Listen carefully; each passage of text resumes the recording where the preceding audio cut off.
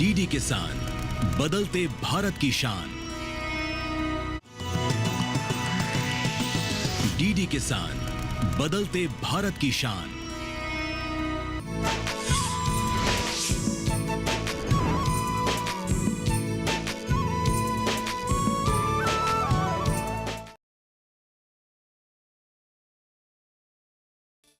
मंजिल अपनी खुद बनाए, खुद की राह पे चले, खुद को खुद की महताज बनाए, खुद की नसीब सजाए। मिट्टी अपनी आओ यहाँ पे, मिट्टी अपनी आओ यहाँ पे, मंजिल को बनाए,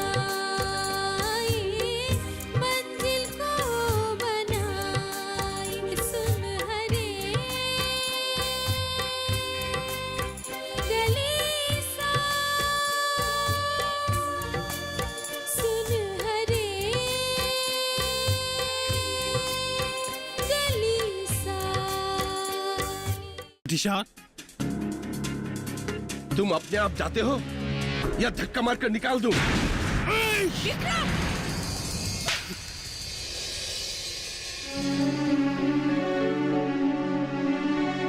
I say get out from my house.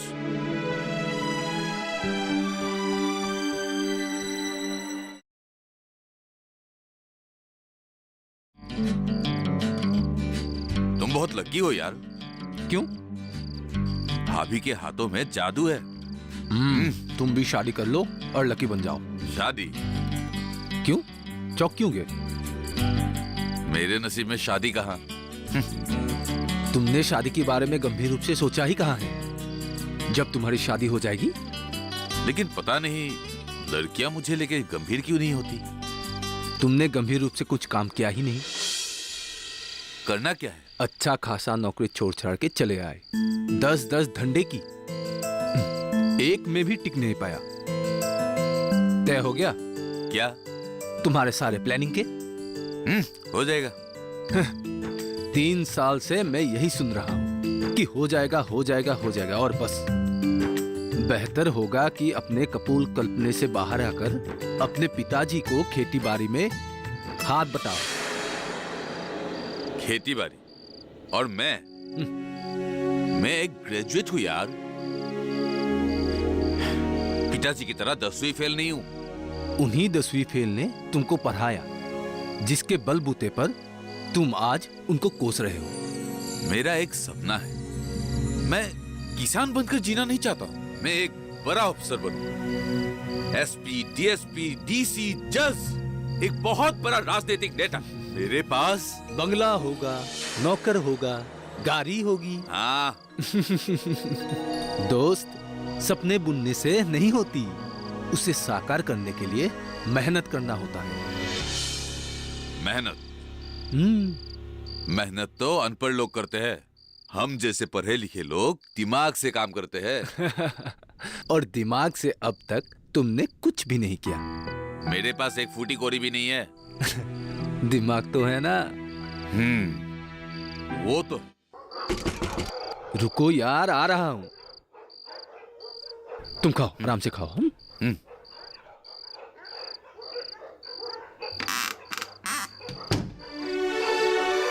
अरे विक्रम, तुम?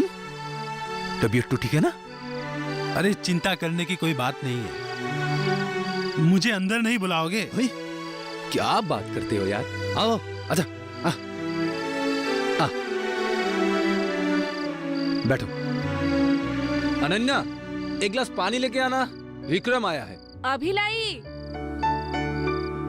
क्या बात है, तू फिर चला आया? ठीक है, तो फिर मैं चला जाता हूँ। अरे मेरा कहने का मतलब ये नहीं था यार। बस मन किया तो चला आया। विक्रम भैया, अब वापस आ गए, बहुत अच्छा किया। ये लीजिए पानी।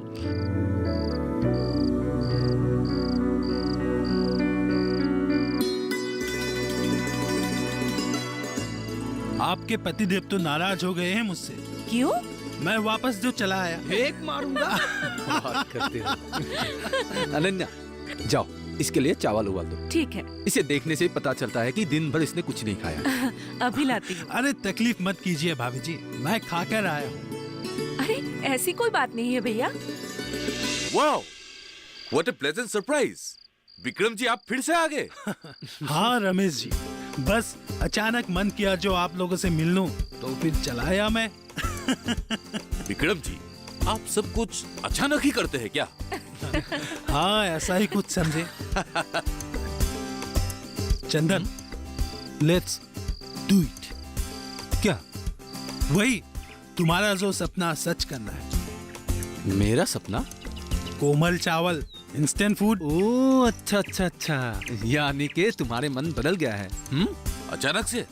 सिर्फ मन ही नहीं दोस्त, बहुत कुछ बदल चुका है मेरा। कोई मुझे भी बताएंगे आप लोग क्या करने जा रहे हैं? तुमने मेक इन इंडिया यानी भारत में बनाओ के बारे में सुना ही तो होगा। हाँ, लेकिन ये है क्या? एक नारा? नहीं भाभी, ये सिर्फ नारा नहीं है। मेक इन इंडिया भारत सरकार द्वारा देशी और विदेशी कंपनियों को भारत में ही वस्तुओं को निर्माण पर बल देने के लिए बनाई गई एक योजना है। इसका उद्घाटन हमारे प्रधानमंत्री नरेंद्र मोदी जी ने 25 सितंबर 2014 को किया था। इसका मतलब हमारे देश में भी विदेशी कंपनियां प्रत्यक्ष रूप से निवेश कर सकते हैं। हाँ, सरकार ने रेलवे क्षेत्र पर 100% और रक्षा क्षेत्र में 49% प्रत्यक्ष विदेशी निवेश की अनुमति दी है। लेकिन इससे हमारे देश की सुरक्षा खतरे में तो नहीं आ जाएगी? बिल्कुल नहीं। सुनो, मेक इन इंडिया इस पहल की प्रमुख उद्देश्य देश के अंदर रोजगार सृजन और अर्थव्यवस्था के 25 क्षेत्र में कौशल विकास, और इसके साथ साथ उत्पाद के उच्च गुणवत्ता इसका तीसरा उद्देश्य है। लेकिन भैया, आजकल गोले के हर कोने में पर्यावरण को लेके लोग बहुत जागरूक हैं। हाँ? इसका क्या? अरे पर्यावरण के प्रभाव को कम करना मेक इन इंडिया का और एक पहल है। और एक बात, हमारे इस देश में व्यापार करना बहुत मुश्किल है। यहाँ की आधारिक संरचना बहुत दुर्बल है। क्या दुर्बल? आधारित संरचना यानी इंफ्रास्ट्रक्चर। हाँ,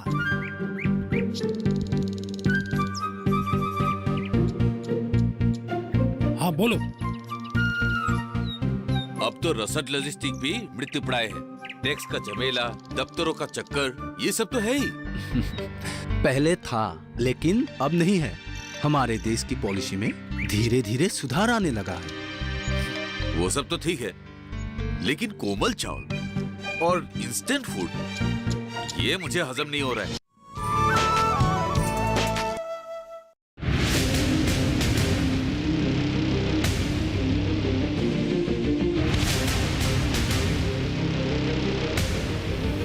जब तपती है धरती, सूरज उगलता है आग, ठंड में जब सर्दी जमा देती सबके हाल, सब छुप जाते अपने अपने घरों में, तब बाहर निकलता सिर्फ एक इंसान, भरने के लिए हम सबका पेट, खून को पसीने की तरह देता बहा, थक जाता, झुलस जाता, हो जाता बीमार, तब उसकी सेहत का ध्यान रखता सिर्फ डीडी किसान।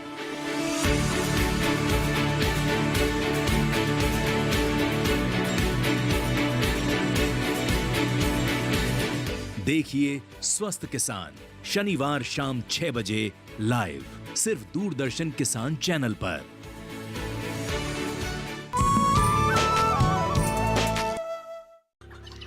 तुम्हें पता भी है, सरकार ने national bank for agriculture and rural development यानी नाबार्ड के जरिए एक फूड प्रोसेसिंग फंड नामक एक विशेष फंड की तैयारी की है। भारतीय रिजर्व बैंक ने भी food and agro based processing unit और कोल्ड स्टोरेज के क्षेत्र को पीएसएल यानी कि प्रायोरिटी सेक्टर लेंडिंग में शामिल किया है। मतलब इन क्षेत्रों में अगर कोई काम करना चाहते हैं तो उन्हें आसानी से बैंक से लोन मिल सकता है।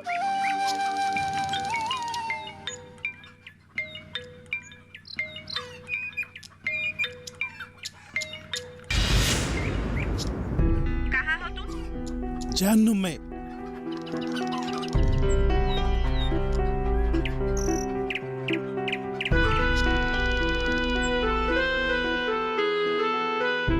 भाभी का फोन था ना? तुमने उनसे ठीक से बात क्यों नहीं की?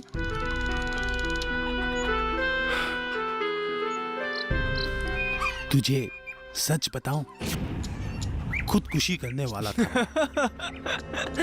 प्लीज विक्रम, तुम मुझे पकाओ मत। सच कह रहा हूं मैं, नौकरी से मुझे निकाल दिया गया है। 1 साल से बेकार हूं मैं। बीबी अपने बच्चों के साथ मायके चली गई। नई नौकरी भी नहीं मिल रही है मुझे। ऐसे हालात में कोई कर भी क्या सकता है। मैं तो तुझे सॉरी बोलने के लिए यहां आया था। सॉरी? किस बात के लिए? तेरे साथ मैंने बहुत नाइंसाफी की है। अच्छा, नौकरी के लिए मेरे साथ साथ तेरी भी कॉलिंग लेटर आई थी, लेकिन मैंने वो लेटर फाड़ दिया था। मुझे पता है। क्या? फिर भी मेरे प्रति तुम उस समय मुझसे ज्यादा तुम्हें नौकरी की जरूरत थी। चंदन, ए दोस्त सुन, ये सब दोस्तों के साथ नहीं होता है। तू रो मत। अब बता, तू वापस क्यों आया? एक बुढ़िया को देख अब ये मत बताइएगा आप किसी बुढ़िया के चक्कर में वापस आए। क्या बात कर रहे? मैं जहर पीने वाला ही था कि उन्होंने आकर मेरी गाड़ी का दरवाजा खटखटाया। उनके हाथ में कुछ पैकेट किया हुआ पीठा और लड्डू था। मैंने सोचा कि वो एक बूढ़ी औरत होकर पीठा बेच सकती है, वो भी इतने यकीन के साथ, तो हम क्यों नहीं। वाह वाह, क्या बात है। बहुत अच्छा, बहुत अच्छा। ए, सीख कुछ। हाँ। आपने बिल्कुल सही बोले हैं। Pre conditioning, pre cooling, waxing, ripening, retail packing, levelling of vegetable and fruits में से सर्विस टैक्स हटा दिया गया है। चावल, गेहूं आदि एग्रीकल्चर प्रोड्यूस के ट्रांसपोर्टेशन में छूट है। 1 अप्रैल 2016 के बाद लगाया गया किसी भी cold chain facilities, warehousing facilities for storage of agriculture produce, शहद आदि का 100% इनकम टैक्स में छूट है। खेती के फार्म के लिए किया गया किसी भी सर्विस में सर्विस टैक्स नहीं होगी। इसके अलावा कस्टम और सेंट्रल एक्साइज में भी बहुत भारी छूट है। पापा, मुझे लगता है कि मुझे विक्रम के पास वापस लौट जाना चाहिए। क्या कहा? तुम फिर से उस नालायक निकम्मे के पास जाना चाहती हो? हाँ पापा, विक्रम दिल से बुरा नहीं है। उस दिन मेरी ही गलती थी कि मैं उस पर नाराज हो गई। कुछ भी हो, उसका हिम्मत कैसे हुआ कि तुम पर हाथ उठाए? दरअसल पापा, नौकरी से निकाले जाने के बाद वो बहुत परेशान रहने लगा है, और मैं भी तो कम नहीं हूँ। रोज रोज उन्हें कोसती रहती हूँ, ताना मारती रहती हूँ। फिर भी मेरा फैसला यह है कि तुम वहां नहीं जाओगी। दिन व दिन उसका अहंकार बढ़ता जा रहा है। इस अहंकार की परिणाम उससे मिलना चाहिए। नहीं पापा, वो वैसे ही बहुत परेशान है। मैं उसे और परेशान नहीं कर सकती। मुझे उसी दिन उनके साथ चले जाना चाहिए था। तुम पर अभी भी उसका भूत सवार है? क्या तकलीफ मिली है तुम्हें यहाँ? ऐसी बात नहीं है पापा। वो तानिया से बहुत प्यार करते हैं, और तानिया भी उनके बारे में रोज पूछती रहती है कि पापा कब आएंगे, मुझे पापा के पास जाना है, मुझे यहाँ नहीं रहना। और पापा, मैं भी तो उन्हें बहुत मिस करती हूँ। लेकिन वो तुम्हें कैसे खिलाएगा? ना तो उसके पास नौकरी है, ना ही कमाई की कोई जरिया। उनके पास नौकरी नहीं है तो क्या हुआ, मैं तो कमाती हूँ ना। उसी से खुशी खुशी जिंदगी बिता लेंगे। तो तुम भूल गई हो वो मुझसे कितनी बदतमीजी से पेश आया था? उसके लिए मुझे खेद है पापा, लेकिन उस दिन का उनका हालत भी मैं समझ सकती हूँ। वो आपसे बहुत सम्मान करते हैं, लेकिन जब आपने हम लोगों को उनके साथ जाने नहीं दिया तो उसने अपना होश खो बैठा। आखिर वो भी तो एक बाप ही है ना पापा। देखो, मेरा फैसला मैंने सुना दिया, बाकी तुम पर। पापा, अरे तानिया बेटी तुम।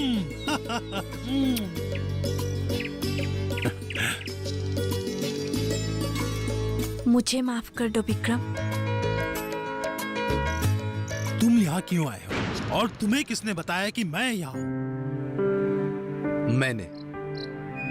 क्या जरूरत थी? देखो भाई, मियाँ बीवी के बीच में झगड़ा तो होता ही है। इसका मतलब ये नहीं है कि हम एक दूसरे के साथ छोड़ दें। हम एक दूसरे के साथ झगड़ते हैं क्योंकि एक दूसरे को चाहते हैं।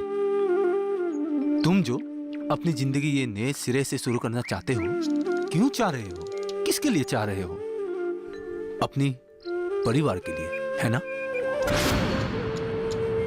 और एक बात बताओ, हमें इतनी आसानी से जो बैंक लोन मिल रहा है वो भी भाभी के वजह से। हाँ। बैंक ऑफिसर भाभी के रिश्तेदार लगते हैं।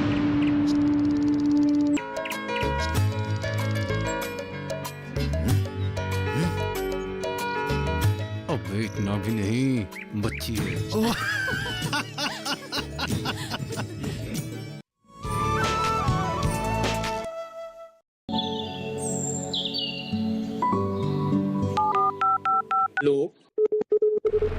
कार्यक्रम के पहले कॉलर जुड़ के हम इस बीच हमारे पास कुछ ईमेल्स भी आए। सवाल पूछिए अपना।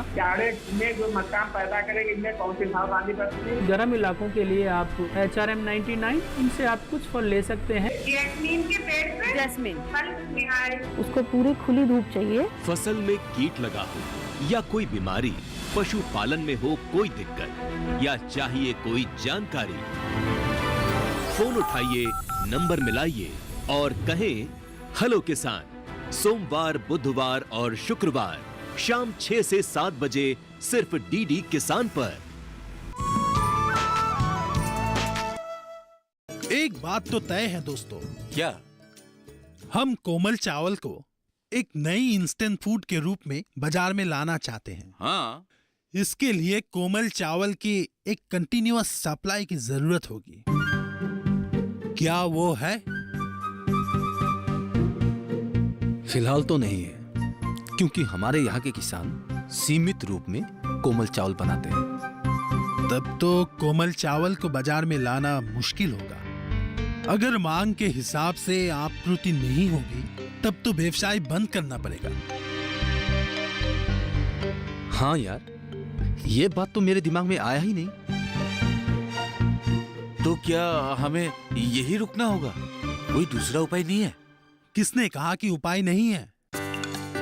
पहले हमें ये जानना होगा कि कोमल चावल में ऐसे क्या है जो इसे कोमल बनाता है। और कोमल चावल में फूड कंपोनेंट्स जैसे कि कार्बोहाइड्रेट्स, फैट्स, प्रोटीन कितनी मात्रा में मौजूद है।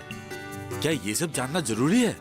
हाँ, जब हम कोमल चावल को एक नई इंस्टेंट फूड के रूप में लोगों के सामने प्रस्तुत करेंगे तब वो जरूरी होगी। हाँ, मेरा एक जान पहचान का आदमी है जो एक केमिकल लैब में काम करता है। क्या वो हमें मदद कर पाएगा? हाँ, क्यों नहीं? ये तो मेरे लिए बहुत खुशी की बात होगी। सर, कितने दिन में रिपोर्ट आ जाएंगे सर? 1 हफ्ते के अंदर रिपोर्ट आ जाना चाहिए। क्या आप सैंपल लाए हैं? हाँ सर। ये लीजिए सर। ठीक है, ठीक है। ओके, आप लोग जा सकते हैं। ठीक है, ठीक है सर। नमस्कार।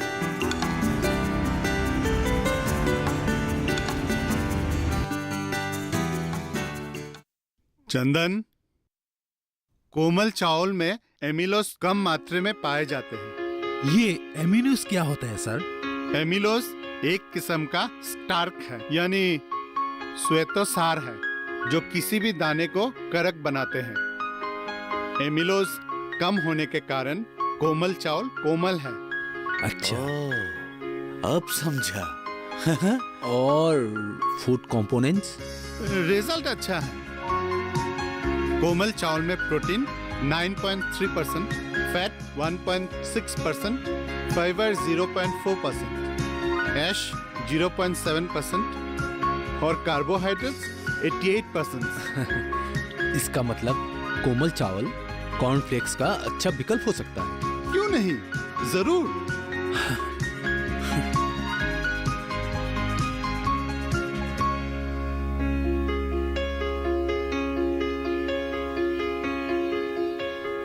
वाओ विक्रम, वाओ, आप लोगों ने तो कमाल ही कर दिया। पहले आप ये बताइए कि आपको ये खाकर कैसा लगा? ये तो कमाल हो गया। ये चावल ही है ना? जी हाँ।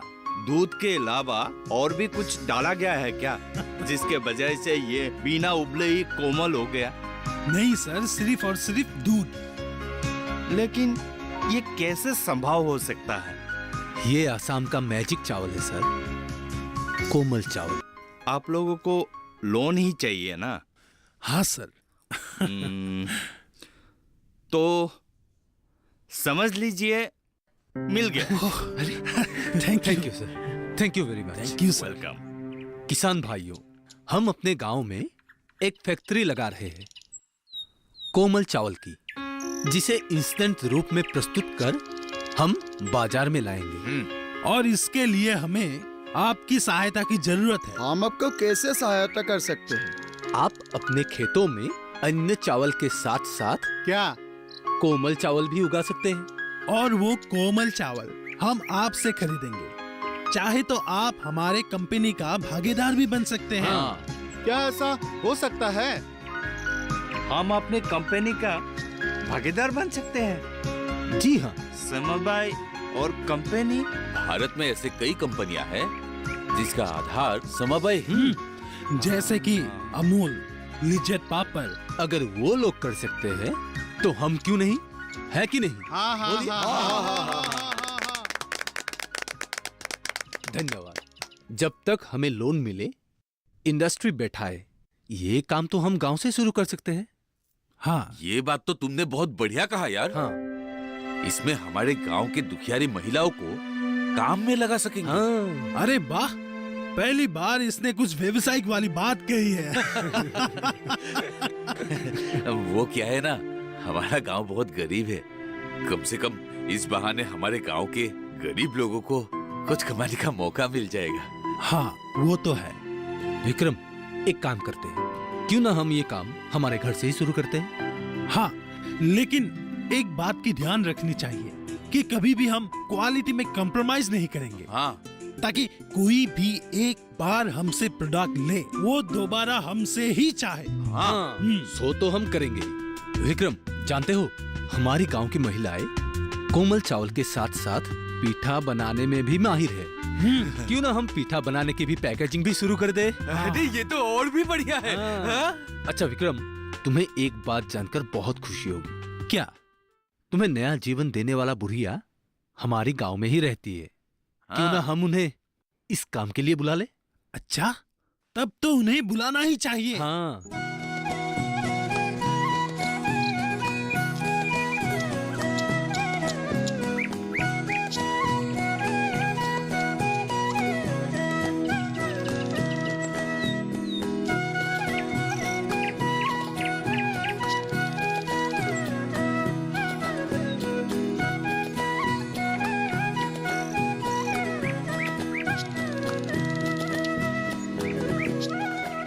ये पीठा इंस्टेंट फूड मैं आसाम से सारे दुनिया में पहुंचा दूंगा। मंजिल अपनी खुद बनाए, खुद की राह पे चले, खुद को खुद की महताज बनाए, खुद की नसीब सजाए।